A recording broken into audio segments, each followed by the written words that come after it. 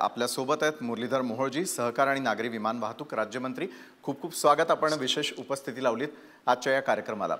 बरं, तुमचं व्हिजन हे फार क्लिअर असतं, कारण कोरोना काळामध्ये रस्त्यावरती उतरून प्रत्येक व्यक्तीबरोबर जाऊन तुम्ही केलेलं कार्य आणि त्यानंतर आज थेट मोठी जबाबदारी केंद्रानं आपल्यावरती दिलेली आहे. मला सहकार या दृष्टीनं विचारायचंच आहे.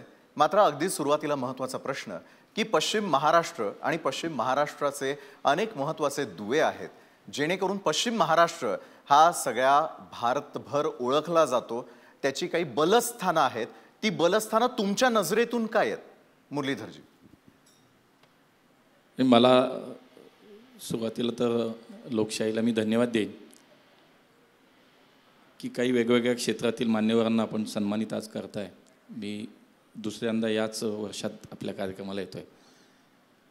आणि शिवाय पश्चिम महाराष्ट्र हा विषय घेऊन आपण पश्चिम महाराष्ट्राचा विकास, भविष्यातली त्याची दिशा, एकूणच या सगळ्या विषयावरती आज दिवसभरामध्ये या वेगवेगळ्या सत्रामध्ये आपण त्याची चर्चा घडवून आणणार आहोत. मला असं वाटतं मी आज केंद्रामध्ये देशाचा एक मंत्री म्हणून काम करत असलो, देशभरामध्ये प्रवास असला तरीसुद्धा मी येतो पश्चिम महाराष्ट्रातून, पुण्यातून येतो. त्यामुळे स्वाभाविकपणे माझं पुणे असेल, पश्चिम महाराष्ट्र असेल, एकूणच महाराष्ट्र असेल, या दृष्टीनं निश्चितपणे मला जे काम दिलं आहे, मला जी जबाबदारी दिली आहे, मला असं वाटतं मी त्या दृष्टिकोनातनं किंवा त्या नजरेतनं मी पाहिलं पाहिजे की मला जे काही काम दिलं त्याच्यातनं मला पश्चिम महाराष्ट्रासाठी म्हणून काय करता येईल. एकूण सारासार सगळाच विचार करता पश्चिम महाराष्ट्रात तसा एक समृद्ध प्रदेश आहे, आपण विभाग म्हणूया. भौगोलिकदृष्ट्या 5 जिल्हे त्याच्यामध्ये येतात, सोलापूर, सांगली, सातारा, कोल्हापूर, पुणे. पण मला असं वाटतं की एक सहकाराच्या दृष्टिकोनातनं जेव्हा मी सहकार म्हणून जेव्हा काम करतोय आता, तर सहकार हा देशभरामधला जर एकूण सहकार आपण पाहिला तर त्याच्यात महाराष्ट्र हा सर्वात पुढे आहे. म्हणजे आज देशातल्या 8.8 लाख सहकारी सोसायट्यांमधल्या एकट्या महाराष्ट्रात 2 लाख सोसायट्या आहेत. बरोबर. आणि त्या महाराष्ट्रातलं पश्चिम महाराष्ट्र हे प्रमुख केंद्र आहे सहकाराचं, असं म्हणायला हरकत नाही. कारण आपण पाहिलं की वर्षानुवर्ष, पिढ्यानपिढ्या या पश्चिम महाराष्ट्रातल्या प्रत्येक गावामध्ये, खेड्यामध्ये, त्या गावातल्या प्राथमिक जी क्रेडिट सोसायटी, त्याला पॅक्स म्हणतो आपण, तिथपासून ते साखर कारखान्यापर्यंत सहकार हा इतका मोठ्या प्रमाणामध्ये अगदी तळागाळात रुजला आहे. सर्वसामान्य माणसाच्या, शेतकऱ्याशी रोजच्या दैनंदिन जीवनामध्ये सहकाराशिवाय त्याचं जीवनच नाही, अशा पद्धतीने एक पश्चिम महाराष्ट्राचं सहकाराचं वर्णन आपल्याला करता येईल. आणि मला असं वाटतं जेव्हा पश्चिम महाराष्ट्र म्हणून, सहकार म्हणून मी जेव्हा पाहतो की जसं समृद्ध सहकार आणि समृद्ध त्या माध्यमातून गावं, शेतकरी परिवार हे पश्चिम महाराष्ट्राचं आपल्याला आज मला असं वाटतं की इतर राज्यातल्या आणि देशातल्या तुलनेच्या मानानं खूप आपण चांगली परिस्थिती आज महाराष्ट्रामध्ये आहे. पण जेव्हा तुमच्याकडं काम येतं आणि जेव्हा तुम्ही पुढचा विचार जेव्हा कराल, तर मला असं वाटतं की एकूणच देश म्हणून तुम्हाला विचार करावा लागणार आहे. त्यात महाराष्ट्रातून तुम्ही जाता म्हणून महाराष्ट्राचा विचार. तर मागच्या काही काळामध्ये जेव्हा खरं तर माननीय मोदीजींनी हा विचार केला की देशातल्या जवळपास 30 कोटी सदस्य आज सहकाराचे आहेत देशामध्ये. बरोबर. 30 कोटी संपूर्ण. आणि 30 कोटी जर सदस्य असतील याचा अर्थ असा येतो की आज या देशातल्या लोकसंख्येच्या कमीत कमी आज आपण 1/4 साधारणतः लोकसंख्या ही सदस्य म्हणून काम करते. बरोबर. परिवारांचा विचार केला तर तितकंच परिवार जर आपण पाहिलं तर लोकसंख्या खूप मोठी होईल. आणि म्हणून इथून मागच्या काळामध्ये देशाचं सरकार चालवत असताना सहकार हे केवळ कृषी मंत्रालयाच्या अंतर्गत एक विभाग होता. बरोबर आहे. म्हणजे मोदीजींनी हा विचार केला की या देशातल्या सहकाराच्या माध्यमातून जर आम्हाला ग्रामीण अर्थव्यवस्था सक्षम करायची असेल, आज आम्ही 11व्या स्थानावरून 4थ्या स्थानावरती जागतिक अर्थव्यवस्थेवरती आलो, पण आम्हाला अजून पुढे जायचं असेल तर आम्हाला आमच्या खरं तर ग्रामीण अर्थव्यवस्था सक्षम करणं आणि म्हणून सहकाराला एक वेगळं स्थान मिळावं, सहकाराच्या माध्यमातूनच ते शक्य आहे. म्हणून एक स्वतंत्र मंत्रालय सहकाराचं झालं आणि देशाचे पहिले सहकार मंत्री अमित भाई म्हणाले. बरोबर. अमित भाई शहांकडे आपण पाहतो की या देशाचे गृहमंत्री, एक भारतीय जनता पार्टीचं वरिष्ठ नेतृत्व म्हणून, पण गावातल्या सोसायटीपासून जिल्हा बँकेच्या अध्यक्षापर्यंत ज्यांचा खरं तर सहकारातनं प्रवास सुरू झाला ते अमित भाई शाह आहेत. आणि मला असं वाटतं की मग सहकाराचं काम जे सुरू झालं मागच्या 5 वर्षामध्ये आपण जर पाहिलं तर त्याच्यामध्ये सहकाराला ताकद देणं, सहकारातून समृद्धीकडे ही परिकल्पना खऱ्या अर्थानं साकार करण्यासाठी म्हणून मग अनेक विषय नव्यानं आले जे सहकाराला आज ताकद देतात. महाराष्ट्रामध्ये एक उदाहरण मी देईल की जेव्हा आपण महाराष्ट्राचं बोलतोय, पश्चिम महाराष्ट्राचं बोलतोय, पश्चिम महाराष्ट्रात आज देशातले सर्वाधिक साखर कारखाने आहेत. हो. या साखर कारखान्यांना NCDCच्या माध्यमातून आर्थिक ताकद देणं, आर्थिक मदत उभी करणं. शेवटी हे सहकारी साखर कारखाने हे लोकांचे आहेत. याच्यात शेतकऱ्यांचा, थेट शेतकऱ्यांचा सहभाग आहे. त्याच्यावरती त्यांचं सगळं जीवन अवलंबून आहे. अशा वेळेला मागच्या 2-3 वर्षाचा जर आपण साधारणतः आलेख पाहिला तर NCDCच्या माध्यमातून पश्चिम महाराष्ट्रातल्या साखर कारखान्यांना 10,000 कोटी रुपयाची मदत ही केंद्र सरकारनं दिली. बरं. आज त्याच्यामुळे हे साखर कारखाने जिवंत राहिले. तोट्यात असलेले साखर कारखाने हे नफ्यात आले. आर्थिक स्थिती मजबूत झाली. शिवाय याचा विचार करताना गावातली आमची जी प्राथमिक आपण क्रेडिट सोसायटी म्हणतो, जी प्रत्येक गावातल्या प्रत्येक घराशी त्याचा रोजचा संबंध आहे. मग तिथनं बी बियाण्यासाठी कर्ज मिळणं, शेतीच्या अवजारांसाठी कर्ज मिळणं, पैसे ज्या ज्या शेतीच्या कामासाठी लागतात ती गावातली सोसायटी देते. बरं. ती जिल्हा बँकेकडनं पैसे घेते, जिल्हा बँक राज्य सहकारी बँके. आणि म्हणून या केवळ एका कामापुरतं गावातल्या सोसायटीला मर्यादित न ठेवता या सोसायटीला अनेक व्यवसाय आता आम्ही दिले. आता गावातली सोसायटी स्वतःचा पेट्रोल पंप चालू करू शकते. CSC सेंटर, आज CSC गावातल्या प्रत्येक सोसायटी CSC आहे. आज आम्ही जनऔषधालय, प्रधानमंत्री जनऔषधालय सोसायट्यांना आम्ही देतो. याच्या मागचा उद्देश आहे की गावातल्या सोसायट्यांना आर्थिकदृष्ट्या सक्षम करणं आणि त्यामुळे सहकार मजबूत करणं, सक्षम करणं.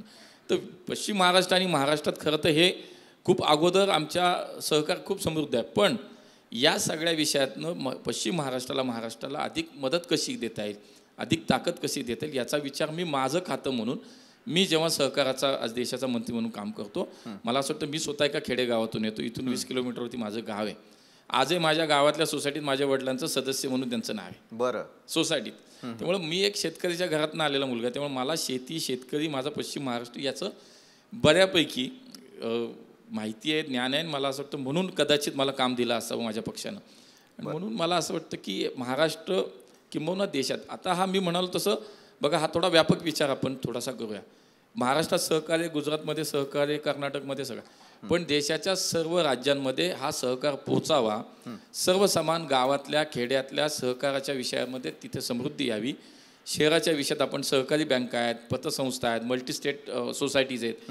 याला कसं आपल्याला ताकद देता येईल हा सगळा विचार सहकारातून होतो. आणि म्हणून मी जरी देशभर काम करत असतो, माझ्या महाराष्ट्राला, पश्चिम महाराष्ट्राला मला याच्यातनं अधिक काय देता येईल, पुढच्या काळातनं हा सहकार अजून समृद्ध कसा येईल याचा विचार मी निश्चितपणे. थोडं लांबलं, पण मला असं वाटतं तुमचा प्रश्नच असा आला की मला ते थोडंसं सविस्तर सांगणं गरजेचं होतं. आणि आज संवादच तो आहे की सहकार क्षेत्र असेल, पश्चिम महाराष्ट्र असेल, हा संपूर्ण दिल्लीतून महाराष्ट्र कसा दिसतो हा माझा खरं तर आपल्यासाठी पुढचा प्रश्न आहे.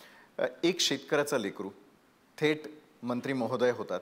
मंत्री महोदय झाल्यानंतर सहकार क्षेत्रासाठी महत्त्वपूर्ण अशा प्रकारचं खातं जे यापूर्वी नव्हतं ते मंत्रालय सुरू करण्यात आलं आणि त्याचं प्रेझेंटेशन संपूर्ण देशवासियांसमोर मुरलीधर मोहोळ यांनी स्वतः दिल्याचं आपण पाहिलेलं होतं.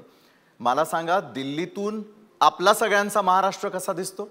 सहकार क्षेत्राबद्दल तर तुम्ही भरभरून बोललात, मात्र पंतप्रधान नरेंद्र मोदी आणि अमित भाई शहा आणि राज्याचे मुख्यमंत्री देवेंद्र फडणवीस यांच्या नजरेतला महाराष्ट्र दिल्लीतून बघा, महाराष्ट्राला एक असं नेतृत्व मिळालंय की ज्याच्या ध्यानी, मनी, स्वप्नात, त्याच्या संकल्पनेत हा विकसित महाराष्ट्राचा विचार ते करतात. बरं. त्यामुळे देवेंद्रजींच्या बाबतीत तर तुम्ही विचाराल तर मला असं वाटतं की अनेक वर्षानंतर, बऱ्याच वर्षानंतर महाराष्ट्राला असे मुख्यमंत्री मिळाले की ज्यांना महाराष्ट्र पूर्ण माहिती आहे. मग तो ग्रामीण असेल, तो शहरी असेल, तो आधुनिक महाराष्ट्र कसा घडवायचा, त्याच्याबद्दलच्या संकल्पना काय, विचार काय, प्रत्येक छोट्या छोट्या गोष्टीत ते विचार करतात. त्यामुळे मला असं वाटतं की सक्षम नेतृत्व जे आहे त्याच्या हातामध्ये आज महाराष्ट्र आहे. आणि निश्चितपणे महाराष्ट्र हा सुद्धा अत्यंत वेगानं प्रगतीच्या दिशेने सुरू आहे. बघा वाटचाल, बघा मागच्या काळातली 4 उदाहरणं जरी द्यायची म्हणली, कोस्टल रोड झाला, अटल सेतूसारखा एक अभिनव हा एक प्रोजेक्ट आपण पाहतो, समृद्धी महामार्ग झाला, दुसऱ्या बाजूला गावातल्या छोट्या छोट्या शेतकऱ्याचा विचार करताना अनेक त्याच्यासाठीच्या योजना आल्या, आमच्या लाडकी बहीणसाठी, आमच्या महिला शक्तीला आत्मनिर्भर करण्यासाठी त्यांच्यासाठीच्या योजना आल्या. म्हणजे शेवटच्या माणसाचा विचार समाजातल्या करत ते या महाराष्ट्राचा एकूण आधुनिकदृष्ट्या एक विकास कसा होईल या दृष्टीनं एक सक्षम नेतृत्व महाराष्ट्राला देवेंद्रजींच्या रूपाने मिळाले. तुम्ही म्हणाल देवेंद्रजींचं तर निश्चित, पण जेव्हा दिल्लीत महाराष्ट्र आपण पाहतो, खरं तर या महाराष्ट्रानं खूप काही देशाचा, आज खरं तर आर्थिक राजधानी देशाची जी आहे मुंबई आहे, ती महाराष्ट्रात आहे. त्यामुळे महाराष्ट्राचं महत्त्व काय असेल एकाच वाक्यात पूर्ण होऊ शकतं. पण तरी महाराष्ट्र हा सहकाराच्या दृष्टीनं समृद्ध आहे. हा इथला राजकीय संस्कृतीच्या दृष्टीनं महाराष्ट्राकडे वेगळ्या नजरेनं देशामध्ये पाहिलं जातं. जेव्हा मी पुण्याचा लोकप्रतिनिधी म्हणून जेव्हा तिथे जातो, जेव्हा मला असं वाटतं की पुणे आणि महाराष्ट्राबद्दलचे एक वेगळी आपुलकी किंवा एक वेगळं महत्त्व हे निश्चितपणे दिल्लीमध्ये मला जाणवतं. मला दिल्ली नवीन आहे, त्यामुळे मला आधी दिल्ली समजून घेऊ द्या, मग दिल्लीच्या नजरेत मी महाराष्ट्र समजून घेईन, मला असं वाटतं. पण एक मला याचा अभिमान आहे की मी या महाराष्ट्रातून जातो, त्याची एक मोठी संस्कृती, राजकीय संस्कृती असेल, एक नेतृत्वाचं एक मोठं मालिका दिल्लीमध्ये आपण पाहिलेली आहे. त्यामुळे त्या महाराष्ट्रातून मी येतो असं जेव्हा म्हटलं जातं तेव्हा निश्चितपणे माझ्याशी जो समोरची व्यक्ती असेल किंवा काय त्याचा दृष्टिकोन बदलतो. आता त्यामुळे माझी जबाबदारी पण वाढते. बरोबर, तुम्ही तसं पाहत असेल तर माझी जबाबदारी वाटते. त्यामुळे एक महाराष्ट्राचं एक वेगळं स्थान आहे. महाराष्ट्र एक चांगला प्रदेश आहे, एक प्रगतशील राज्य म्हणून आणि भविष्यात विकासाच्या दृष्टीने वेगानं वाटचाल करणारं एक राज्य म्हणून पंतप्रधान असतील, माननीय अमितभाई असतील, एकूणच राजकीय व्यवस्था म्हणून आज महाराष्ट्राचं स्थान खूप वेगळं आहे आणि चांगलं आहे. बरोबर आहे, आमचाही ऊर अभिमानानं भरून येतो. या ठिकाणी तरुणाईची संख्या सर्वाधिक आहे. जर शेवटच्या क्रमांकावर बसलेले जे आपले विद्यार्थी मंडळी पाहाल तर या तरुणांच्या मनातला एक महत्त्वाचा प्रश्न की रोजगाराच्या संधी उपलब्ध होणं. तुम्ही ज्यावेळेला प्रेझेंटेशन दिलेलं होतं त्यातला एक महत्त्वाचा मुद्दा मला आज अधोरेखित करावासा वाटतो की ज्यावेळेला तरुण मंडळी ही प्रशिक्षणाच्या दृष्टीनं आपलं क्षेत्र निवडताना दिसते, तसंच सहकार क्षेत्रामध्ये पुढल्या 5 वर्षांचं टार्गेट असेल ते म्हणजे 17 लाख प्रशिक्षित विद्यार्थी तयार करणं. त्या दृष्टीनं विशेष विद्यापीठ, त्याचे उपक्रम, त्याची महाराष्ट्रातल्या तरुणांना माहिती हवी. आज बघा देशातला सहकार शेवटी हा विश्वासार्हतेवरती चालतो. तुम्ही लोकांचा विश्वास किती संपादन करतात, तुमच्या कारभारामध्ये किती ट्रान्सपरन्सी आहे, पारदर्शकता आहे, त्याच्यावरती सहकार टिकतं. आणि आज नेमकं काही वेळेला आपण पाहतो की जिथे पारदर्शकता नाही आहे, कारभारामध्ये चुका आहेत किंवा अनेक गोष्टी आपण पाहतो की मी सहकारात आहे, मग माझ्यानंतर माझा मुलगा होईल, माझा भाऊ होईल, माझी पत्नी होईल. हे जे आहे ना, आज सहकार क्षेत्र जर भविष्यामध्ये आम्हाला त्याच्यातनं जर आम्हाला देश घडवायचा आहे, आम्हाला आमची आर्थिक स्थिती, ग्रामीण आर्थिक स्थिती जर आम्हाला पुढच्या काळात अधिक सक्षम करायची असेल तर सहकारामध्ये प्रशिक्षित खरं तर आज मनुष्यबळ आलं पाहिजे. आज काय होतं, सहकारात नोकरी लागते, त्याला बँकेत नोकरी लागते. एखाद्या गावातली सोसायटी आहे, पॅक्स म्हणतो, तिथला जो सचिव, ते ॲपेक्स बँकचा MD, ही सहकाराची आपण पाहतो की साधारणतः एक कामाची पद्धत आहे. आज होतं काय की सहकारात पहिली नोकरी मिळते मग त्याला प्रशिक्षण दिलं जातं, याचा काहीच उपयोग होत नाही आपण पाहिलं. त्यामुळे हा विचार माननीय मोदीजींनी केला, हा विचार अमितभाईंनी केला आणि देशातलं पहिलं सहकाराचं विद्यापीठ त्रिभुवनदास पटेल सहकार विश्वविद्यालयाची स्थापना झाली. बघा आज देशातला सहकार जर पाहिला तर पुढच्या 5 वर्षात तुम्ही म्हणाला तसा या देशामध्ये गावातल्या सोसायटीपासून ॲपेक्स बँक याचा जर सगळा विचार केला, एकूण सहकारचा विचार केला तर आम्हाला कमीत कमी 17 लाख प्रशिक्षित आज तिथं मॅनपॉवर आम्हाला लागणार आहे. याचा विचार आम्ही कधीच केला नाही. मग पश्चिम महाराष्ट्रात पहिलं आम्हाला व्यामनिकॉमला आम्ही ॲफिलिएशन त्याचं आणलं. देशामधल्या कुठल्याही राज्यात, कुठल्याही शहरात आता या विद्यापीठाच्या अधिकृत आपल्याला कॉलेजेस, शाळा जे काय ते आम्हाला चालू करायला आता सुरुवात आमची झाली. ह्याच्या मागचा उद्देशच हा आहे की प्रशिक्षित होऊन तुम्ही सहकारात जा. सहकारात गेलं प्रशिक्षण घेण्याची काय मजा नाही. मग काय होतं, हे आमचंच कुठलं ते एका परिवाराचं, एका कुटुंबाचं, एका पक्षाचं कुठंतरी सहकार, आणि म्हणून आम्ही मग ते आमच्याकडे वेगळ्या नजरेने आम्ही पाहतो आणि मग त्याच्यातनं संस्था चालत नाहीत, नागरिकांचं, शेतकऱ्यांचं भलं होत नाही. ह्या काही ठिकाणची उदाहरणं पाहिल्यानंतर आपल्याला वास्तव हे लक्षात येतं. म्हणून हा विचार केला गेला. मला असं वाटतं याच्यातनं खूप चांगली प्रगती, एक प्रशिक्षित अशा पद्धतीचं मनुष्यबळ सहकारातलं या देशातल्या कानाकोपऱ्यातला सहकार वाढवण्यासाठी आपल्याला निश्चितपणे मिळेल. बरं, पण हे झालं आपल्या शहरी विद्यार्थ्यांचं किंवा तरुणांचं ज्यांच्यासाठी हा रोजगार महत्त्वाचा आहे. आपल्या देशाची आपण संपूर्णपणे रचना पाहिली तर आपल्या देशातील किंवा आपला देश त्यातील सर्वाधिक जनता जी आहे ती ग्रामीण भागामध्ये राहते. 2027चा आणखी एक ध्येय जे आहे ते तुम्ही बोलून दाखवलेलं होतं आणि ते ध्येय असं होतं की आर्थिकदृष्ट्या सक्षम होत संपूर्ण जगभरामध्ये सगळ्यात मजबूत अर्थव्यवस्था म्हणून 2027पर्यंत जर आपण 3ऱ्या क्रमांकावरती पोहोचणार असू तर ग्रामीण भागाचा यामध्ये सहभाग किती महत्त्वाचा आहे, ग्रामीण तरुणांचा सहभाग किती महत्त्वाचा आहे? मला वाटतं मगाशी थोडं या सगळ्या विषयात थोडंसं बोलणं माझं आलं असेल. हो, की ग्रामीण अर्थव्यवस्था सक्षम करण्यासाठी म्हणूनच सहकार मंत्रालयाची स्वतंत्र निर्मिती झाली. आमचा ग्रामीण आपण म्हणतो सहकार पण तो सुरू कुठून होतो, तो गावातली सोसायटी. आज आमची गावातली सोसायटी मी म्हणाल तसं फक्त क्रॉप लोन्स देईल, शॉर्ट टर्म लोन्स देईल, गावातली सोसायटी अवजारांसाठी पैसे देईल, बी बियाण्यासाठी, इथपर्यंतच आमच्या सोसायटीचं काम मजबूत होतं, मर्यादित होतं. आता आम्ही त्याच्या कक्षा वाढवल्या. आज आम्ही गावातली सोसायटीच आर्थिकदृष्ट्या जर सक्षम झाली, पर्यायानं जसं मी म्हणालो तसं गावातल्या सोसायटीचं जर पेट्रोल पंप स्वतःचा सुरू झाला, गावातल्या सोसायटीचं जनऔषधालय स्वतःचं सुरू झालं, गॅस एजन्सी, गावातल्या ग्रामपंचायतीची, जिल्हा परिषदेची वेगवेगळी कामं पॅक्सला मिळाली. त्यामुळे जर एखाद्या गावातली सोसायटी जर आर्थिकदृष्ट्या सक्षम झाली तर त्या गावातला प्रत्येक शेतकरी कुटुंब आर्थिकदृष्ट्या सक्षम होईल, त्याला जास्त निधी मिळेल, त्याला पैसे मिळतील, प्रत्येक परिवार शेतकरी त्याच्यातनं समृद्ध होईल, ही त्याच्या मागची कल्पना होती. दुसरा एक विषय असा आला की सहकारातून सहकार. आपण पाहतो की जिल्हा सहकारी बँक हे एक प्रमुख केंद्र जिल्ह्याचं सहकाराचं. आज जिल्हा सहकारी बँकेच्या काही काही ठिकाणी आपण पाहतो की अवस्था चांगली नाही. पण मग जिल्हा सहकारी बँक सक्षम कशा कराव्यात, तर त्या जिल्ह्यातले सर्व जे सहकारी संस्थांमधले जे आर्थिक व्यवहार असतील, त्यांच्या सभासदांची खाती असतील, ही जिल्हा बँकेतच उघडली गेली पाहिजे, तिथले आर्थिक व्यवहार जिल्हा बँकेतच झाले पाहिजेत. मग आमची जिल्हा बँक शक्तिशाली होईल, जिल्हा बँक आर्थिकदृष्ट्या सक्षम होईल. हा आम्ही काही प्रायोगिक तत्वावरती जेव्हा आम्ही गुजरातमधल्या काही जिल्ह्यांमध्ये हा प्रयोग केला, आमूलाग्र बदल झाला. हजारो कोटींच्या ठेवी बँकांमध्ये वाढल्या. तोच विचार आता आम्ही देशभरामध्ये करतोय. आज सहकारातनं तुम्ही पाहिलं की एक 3 मल्टीस्टेट मोठ्या सोसायटीज आम्ही देशभरासाठी निर्माण केल्या. एक BBSSL नावाची संस्था आम्ही आणली की ज्यामध्ये आमची खरं तर पारंपरिक आणि जी खऱ्या अर्थानं जी जुनी आमची जी बियाणं आहेत आज कुठं लुप्त होताना पाहतोय आम्ही, आणि त्याच्यामध्ये त्याचा कुणी प्रचार प्रसार होताना दिसत नाही. म्हणून मल्टीस्टेट म्हणजे देशपातळीवरती अशी एक संस्था आम्ही उभी केली, ज्याच्यातनं आता प्रत्येक गावातल्या सोसायटीला सुद्धा आम्ही त्याच्यातनं सभासद करून घेतोय. त्याच्यामधनं त्याला प्रशिक्षण दिलं जाईल, त्याला मार्गदर्शन केलं जाईल आणि चांगली बियाणं आपल्याला त्याला पुरवठा करता येईल. दुसरी NCOL नावाची आम्ही एक मल्टीस्टेट सोसायटी तयार केली. आज आपण पाहतो की याच्यामध्ये ऑर्गॅनिकच्या विषयामध्ये आज देशभरामध्ये खरं तर जागृतीची आवश्यकता आहे. त्यामुळे एक NCOLच्या माध्यमातून नॅशनल आम्ही कोऑपरेटिव्ह ऑर्गॅनिक लिमिटेड ही जी काही आम्ही एक संस्था तयार केली, त्याच्यामधनं सुद्धा आम्ही अनेक देशातल्या संस्था ज्या आहेत सोसायटी त्यांना सभासद करतोय, त्यांना त्याच्याविषयीचं मार्गदर्शन करणं. दुसरी NCL आमच्या शेतकऱ्याचा जो काही तो उत्पादित केलेला त्यांनी माल असेल, त्यांनी धान्य असेल, त्याला आंतरराष्ट्रीय स्तरावरती जर आम्हाला त्याला न्यायचं असेल तर त्याला एक प्लॅटफॉर्म पाहिजे.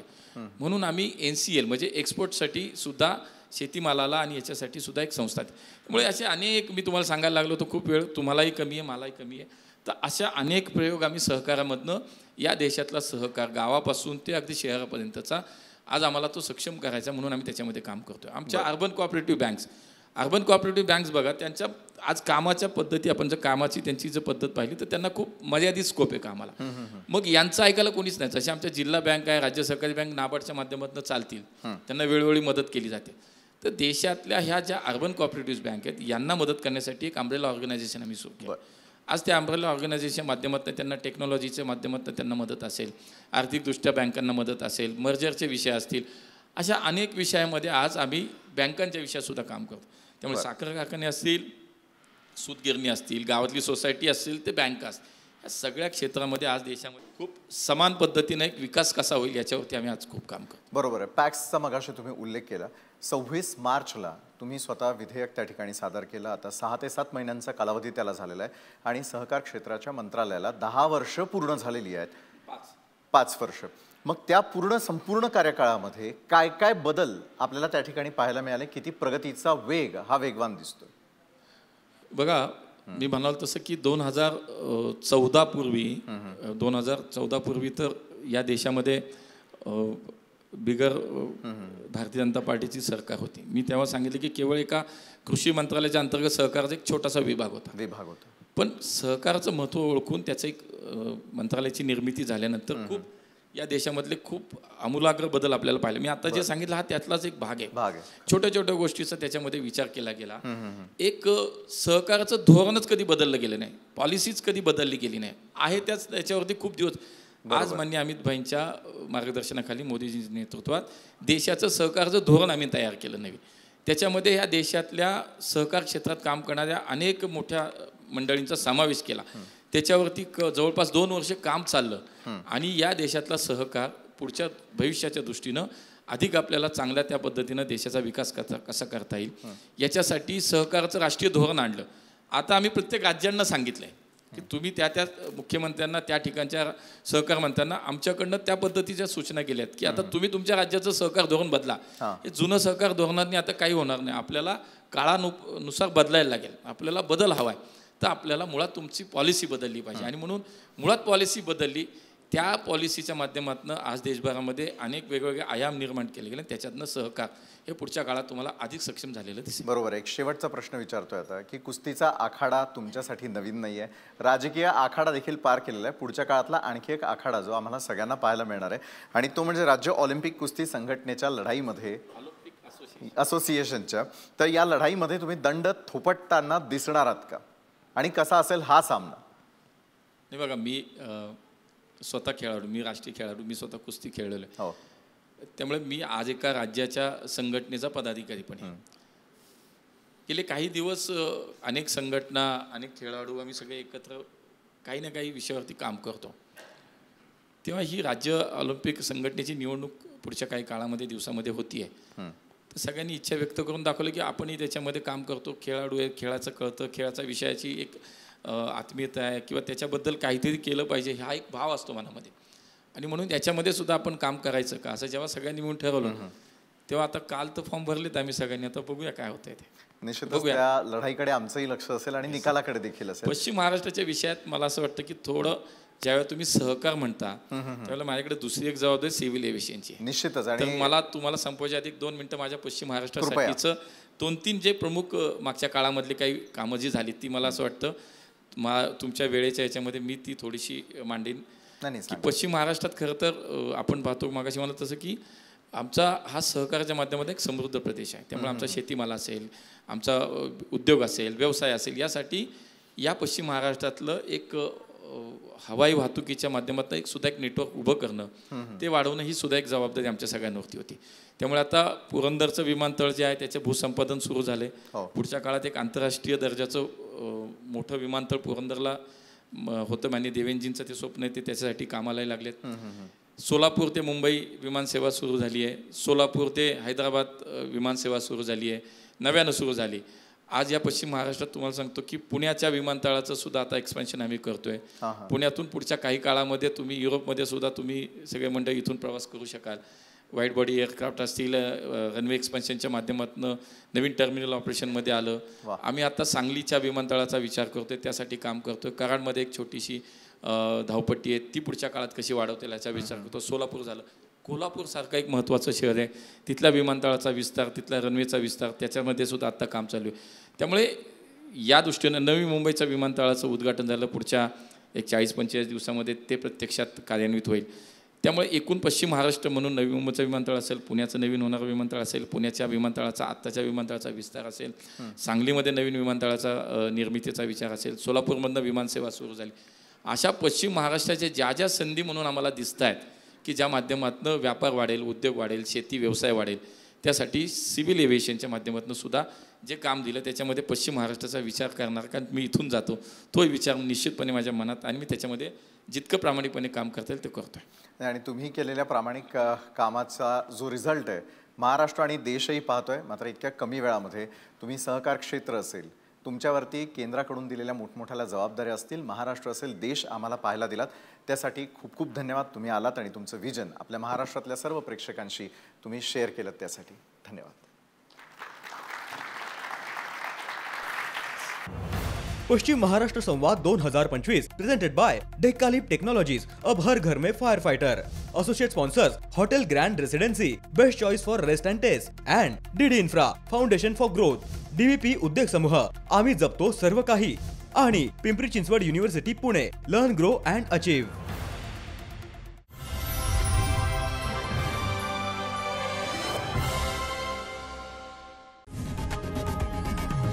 लोकशाही मराठी ऐका, पहा, जागरूक रहा.